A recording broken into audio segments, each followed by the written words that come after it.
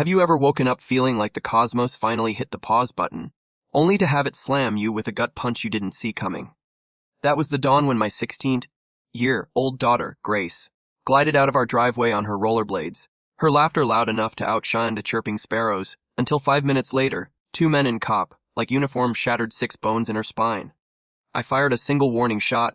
The entire neighborhood erupted in chaos, and the fragile illusion of Maple Haven burst like a dollar store party balloon. Let me rewind, because stories don't begin with the gunshot. They start in the hush just before it. Maple Haven is the sort of suburb that real estate ads fawn over, with cul-de-sacs curling like punctuation marks. Lawns so lush they make your mower feel inadequate. Neighbors who nod hello before their morning brew kicks in. After 2 decades as a Navy SEAL, I settled here because my wife, Lena, thought a tranquil street might coax the war out of my soul. It nearly did.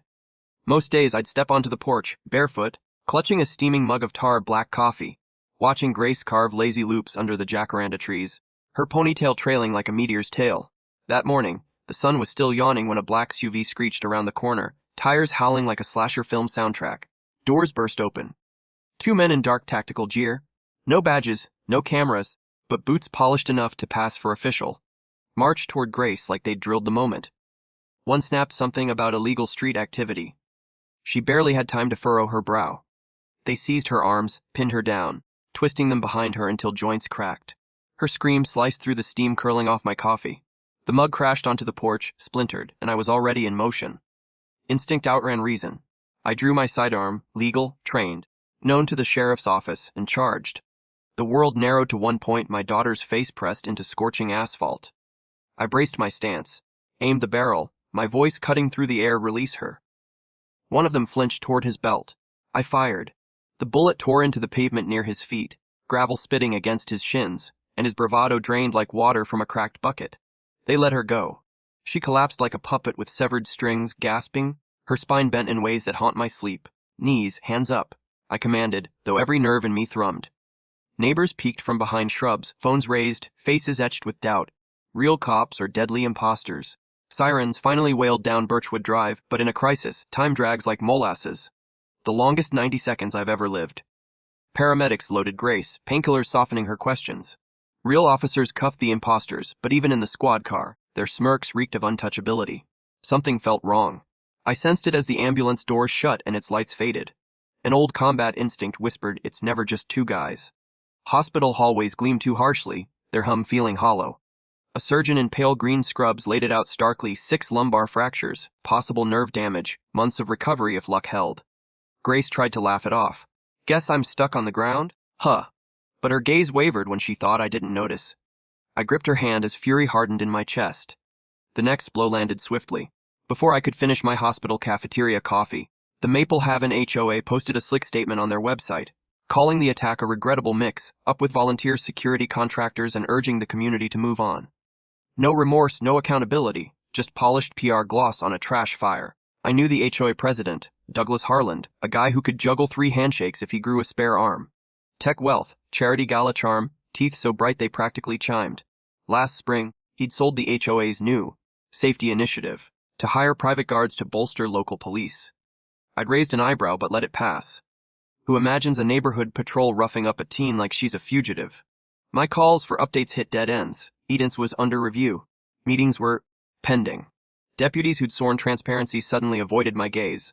I'd seen this playbook in far-off villages. Power hides behind process until truth chokes.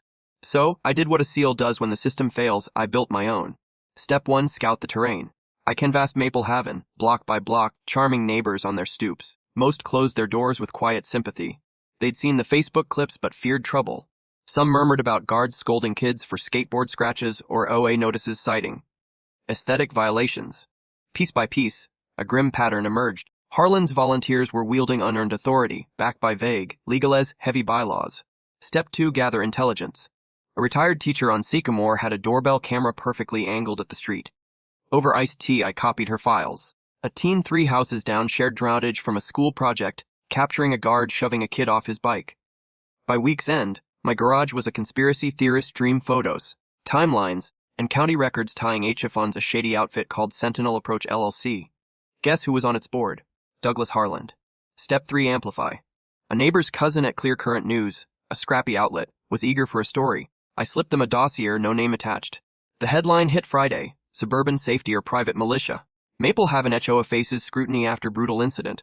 It went regional by lunch. News vans swarmed the Cole, D sacked by dusk, antennas hunting for dirt. Harland held a press conference by the community fountain, blue blazer crisp, head tilted in practiced sorrow. Deeply regretful, he said. Rug contractors, internal review.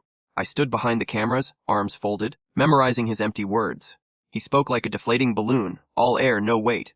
When a reporter asked why Sentinel Approach shared a P.O. box with his consulting firm, he dodged with corporate jargon. My fists clenched until my nails drew blood. Grace watched the live stream from her hospital bed, whispering, "He's lying, Dad." I kissed her forehead and vowed, "Then we'll make him fess up." Clear Current story broke the dam. More parents spoke out. Kids hassled for loitering, threatened over sidewalk chalk. A widower admitted a guard trespassed to snap pics of his overgrown hedge at midnight. Each story fanned the flames. The sheriff's office, under pressure, formally charged the attackers aggravated assault, impersonating officers. I sat at their arraignment, nodding as bail was denied. But the real puppetmaster still sipped lattes at the clubhouse. The night after the hearing, an envelope slid under my door. No stamp, no sender, just my name in stark type. Inside, a Polaroid of Grace in her hospital gown, time-stamped 15 minutes prior, with a sticky note, "Back off." My heart pounded. They'd infiltrated the pediatric wing, photographed my wounded daughter like a prize. I raced to the hospital, reviewed security tapes with a friendly night guard. 2 men in janitor outfits trailed a nurse's cart, same builds as the SUV attackers. They didn't touch Grace, just took the shot and vanished, message delivered. Fear burns hot, then hardens into something sharper than bravery. I called old service buddies. No weapons, just covert know-how. They flew in, crashed on sofas. We set hospital watches, reinforced home alarms, and built a dossier hefty enough to jam a shredder. Sunday brought a storm, gray clouds over pastel homes. Perfect drama. My friend Rex, ex-Intel, dropped a USB into Clear Current's inbox, every receipt, every Sentinel Approach memo we'd pulled from an unsecured server, plus hidden cam footage of a guard boosting about, teaching punks respect. We timed the drop for morning church, when folks scroll during slow hymns. By noon, Far Harland Haven hellscape exploded online like a sparkler. Monday morning, county agents stormed HOA headquarters. From Lena's SUV across the park, I watched them haul out boxes. Harland rolled up in a silver Jaguar, jaw clenched like it might crack his collar. When reporters shouted, he raised a hand, but a detective cuffed him mid-sentence. Microphones caught his hissed defiance. "You don't know who you're crossing." "Oh, we knew." The trial spanned months. Grace was brace, free by then, each step rigid but fierce. She insisted on testifying, her voice unwavering despite the jury's tears. Medical records, security footage, and tampered HO minutes authorizing collated compliance, lined up like dominoes. The defense painted the guards as overeager volunteers, Harland as a missile do-gooder. The jury took under 3 hours. Guilty aggravated assault, racketeering, conspiracy. The fake cops got 17 years, Harland 15 plus restitution. As marshals led him away, he shot back a pale, grinless look, muttering, "You destroyed everything." I nearly laughed. "No, Doug, you managed that solo. Justice is a bitter brew. It doesn't mend spines or erase night terrors." Grace still jolts at loud car doors, her scars tightening in cold weather. But she's picked up a microphone, speaking at town halls about accountability, about power answering to those it claims to serve. Neighbors, dozens strong, swapped fear for grit, electing new board members and rewriting bylaws in clear language. One night, after her first public speech, Grace leaned on our repainted porch railing. Medical bills drained our savings, but we splurged on fresh paint. "Dad, is it over?" she asked, the air thick with jasmine and barbecue smoke. I wanted to say yes and believe it. Instead, I shared the truth I learned long before: Maple Haven men hungry for unchecked control don't vanish. They move. 3 weeks later, a padded envelope arrived, no return address. Inside, a flash drive and a note: "If you're done fighting, Briar Ridge could use a warrior." I plugged it into a secure laptop. Footage flickered up, too familiar. Teens pinned at a pool, a father yelling OA banners in the background. New zip code, same script. I showed Grace the clip. She watched, jaw set, then met my eyes with her mother's iron, gray stare. "We're not finished, are we?" I shook my head. "Doesn't look like it." "So, to you watching this screen, if a uniform, real or fake, strips dignity from a kid on your block, will you draw your blinds, hoping the chaos stays next door?